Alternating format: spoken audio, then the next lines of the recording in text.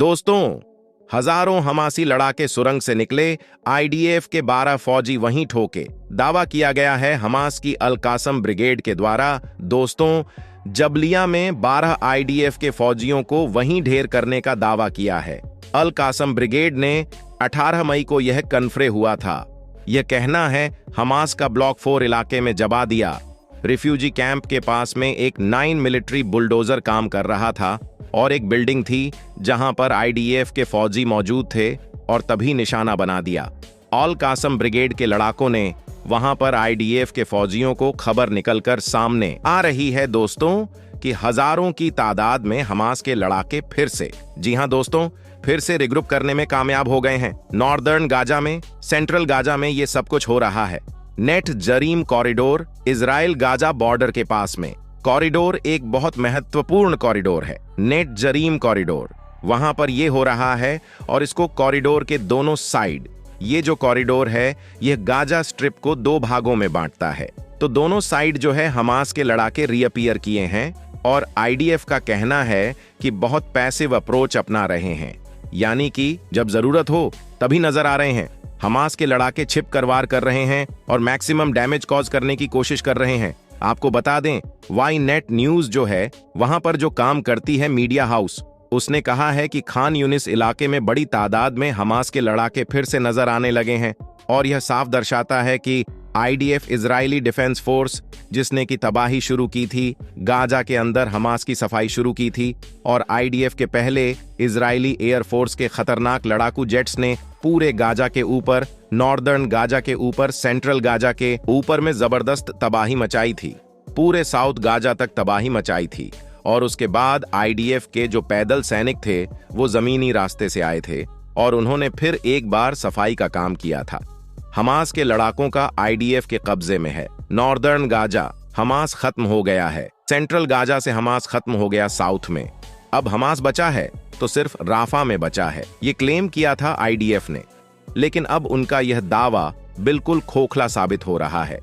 पिछले साल अक्टूबर 2023 से आज 7 महीने होने आए हैं, पर आईडीएफ अपने गोल को अचीव नहीं कर पाया है। जो लक्ष्य दिया था पीएम नेतन्याहू ने कि जल्द से जल्द, महज चंद महीनों के अंदर हमास को खत्म कर दिया जाएगा, वो कंप्लीटली फेल हो चुका है। खोखला दावा उनका, और हमास बार बार रीअपीयर कर रहा है और इस बात की पुष्टि खुद आईडीएफ के कैंपेन कर रहे हैं। आईडीएफ ने फिर से एक नया कैंपेन मिलिट्री ऑपरेशन शुरू किया है नॉर्दर्न और सेंट्रल गाजा में, ताकि हमास के साथ फिर से एक नए सिरे से लड़ाई की जाए और इसी लड़ाई के दौरान अचानक सुरंग से निकलते हैं। हमास के लड़ाके और आईडीएफ के फौजियों के ऊपर अंधाधुंध वार करना शुरू करते हैं।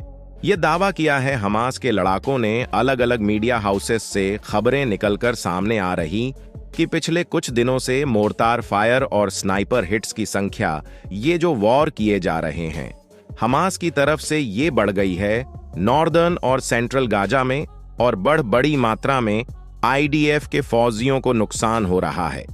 इसके अलावा खबर यह निकलकर सामने आ रही है कि इजराइल के तेल हाशमोर मिलिट्री बेस पर आग लग गई है। अब ये कैसे लगी है, इसके ऊपर इन्वेस्टिगेशन चल रहा है। देखिए, ये जो तेल हाशमोर मिलिट्री बेस है, ये तेल अवीव के पास में, यहां पर क्या किसी का मिसाइल या रॉकेट पहुंच गया है, हिजबुल्लाह का या हमास का, ये अब तक क्लियर नहीं हो पा रहा है और इजरायली अथॉरिटीज कुछ भी बताने से बच रही हैं।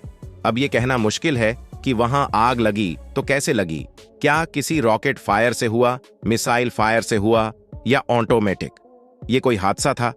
इसके अलावा सबसे बड़ी बात दोस्तों, इंडिपेंडेंस डे मनाया जा रहा था इजराइल के अंदर, बड़ी शांति से मनाया जा रहा था। वहां पर फायर वर्क्स के लिए मना कर दिया गया था क्योंकि देश एक बहुत बड़े संकट से जूझ रहा है इजराइल का, और इसीलिए दोस्तों वहां पर इंडिपेंडेंस डे काफी थोड़ा डाउन मैनर में मनाया जा रहा था। लेकिन तभी अल कासम ब्रिगेड ने जबालिया कैंप के इलाके से ही एक रॉकेट का बहुत बड़ा बराज फायर कर दिया, यानी कि कई सारे रॉकेट्स के एक बंच एक साथ फायर किया गया जबालिया कैंप से, जो कि इजराइल के साउदर्न सिटीएश कोलोन पर जाकर गिरा। कुछ एक जो रॉकेट थे उन्हें आयरन डोम रोक नहीं पाया, आयरन डोम में ब्रीच हुआ और रॉकेट जाकर कुछ बिल्डिंग्स में लगा है। किसी की मौत की खबर नहीं आई है। लेकिन इंडिपेंडेंस डे के दिन भी इजराइल शांति से अपना स्वतंत्रता दिवस नहीं मना पाया। सिचुएशन ये बनी हुई है, इजराइल बुरी तरीके से गिरा हुआ है। हिजबुल्लाह ने भी राफा में हो रहे इन्वेजन के बीच में खतरनाक अटैक चालू कर दिया है और कई सारे ड्रोन का एक साथ झुंड बनाकर फायर कर दिया इजराइल के ऊपर में।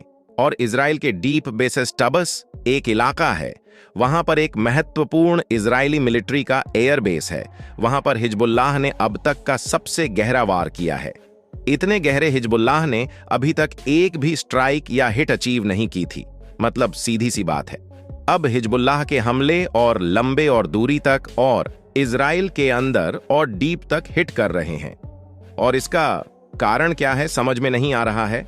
हिजबुल्लाह ने अटैक बढ़ा दिया है राफा में, क्योंकि अटैक कर दिया है इजराइल ने, इसीलिए या फिर इजराइल का आयरन डोमा फेल होने लगा है। इस तादाद में लगातार हमले हो रहे हैं, मल्टी फ्रंट वॉर छिड़ गई है। इजराइल के अंदर एक तरफ से हिजबुल्लाह मार रहा है, दूसरी तरफ से अल कासम ब्रिगेड वहां से हावी हो रहा है। इराक और सीरिया से भी बार बार कोशिशें की जा रही हैं। तो इसको देखकर ऐसा लगता है कि इजराइल कहीं ना कहीं उसका डिफेंस सिस्टम वीक हो रहा है और हिजबुल्लाह के और अल कासम ब्रिगेड के हमले अब तेज होने लगे हैं। बड़ी बात यह है दोस्तों कि जो इंटरनेशनल कोर्ट ऑफ जस्टिस है, जिसमें मेन बात चल रही थी कि पीएम नेतन्याहू जो है इजराइल के, उनके खिलाफ अरेस्ट वारंट जारी किया जाए। अब जब से अरेस्ट वारंट की बात सामने आने लगी तो अरेस्ट वारंट के एक हफ्ता पहले से ही पीएम नेतन्याहू ने हल्ला मचाना शुरू कर दिया था कि आईसीसी ऐसा कैसे कर सकता है, आईसीसी आतंकवादियों का समर्थन कर रहा है। इस प्रकार की बात पीएम नेतन्याहू ने उठानी शुरू कर दी थी। दुनिया के जितने बड़े लीडर्स थे उनको फोन घुमाने शुरू कर दिए थे कि भाई ऐसा कैसे मेरे खिलाफ वारंटी जारी कर सकते हैं आईसी वाले। और उसके बाद अमेरिका आया समर्थन में और अमेरिका ने इस प्रोसेस को स्लो कर दिया है। शायद आईसीसी अभी तक जो कि तुरंत जारी करने वाला था एक अरेस्ट वारंट, वो अरेस्ट वारंट जारी नहीं कर रहा। अब इसको लेकर पूरे यूनाइटेड नेशन की भरी सभा में दो देश सीधे उठकर खड़े हुए। एक था सुपर पावर रशिया और दूसरा लीबिया। दोनों देशों ने खुल करके आईसीसी के प्रोसिक करीम खान को आड़े हाथों लिया और सवाल पूछने शुरू किए कि आखिर क्या रोक रहा है आपको पीएम नेतन्याहू के खिलाफ या इजरायली लीडर्स के खिलाफ प्रोसिक के जो है वारंट जारी करने के लिए कौन रोक रहा है आपको? क्या आईसीसी भी जो है वो कठपुतली बन चुकी है? पूरी तरीके से वेस्टर्न सरकारों की, अमेरिका की, यह बार बार प्रेशर डाला गया। करीम खान जो थे आईसीसी प्रोसिक, वो वहां बैठे थे। उन्होंने जवाब दिया कि रेस्ट अश्योर हैं कि हम बिल्कुल डेफिनेटली पॉलिटिक्स के अंदर नहीं फंस रहे हैं, हम बहुत जल्दी डिसीजन लेंगे। पर दोस्तों अब प्रेशर इंटरनेशनली भी बहुत बड़े पैमाने पर बढ़ रहा है। राफा छोटी मोटी जगह नहीं है, वो दुनिया की सबसे बड़ी मानव त्रासदी का लोकेशन बनती जा रही है। 15 लाख फिलिस्तीनी वहां फंसे हुए हैं और इजराइल को नुकसान होना फिर से शुरू हो चुका है। हमास फिर से वार करना शुरू कर चुका है और जब जब हमने देखा है कि इजराइल के सैनिक मरने शुरू होते हैं, खत्म होने शुरू होते हैं, तो इजराइल बड़ा स्टेप उठाता है और बड़े पैमाने पर हथियारों का इस्तेमाल करता है।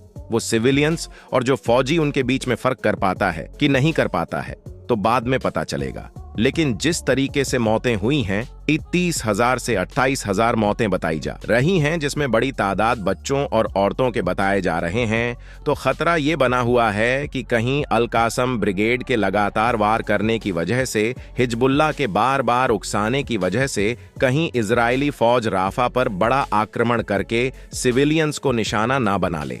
सबसे बड़ी बात यह है कि आईसीसी के प्रोसीक क्या रुके हुए हैं कि इजराइल एक गलत कदम उठाए राफा में और उसके बाद पूरी इंटरनेशनल कम्युनिटी जो सपोर्ट कर रही थी इजराइल को, वो भी पीछे हट जाए और तब आईसीसी के प्रोसिक्यूटर करीम खान सही समय पर सही तरीके से वारंट निकालकर सीधा पीएम नेतन्याहू को निशाना बनाया जाए।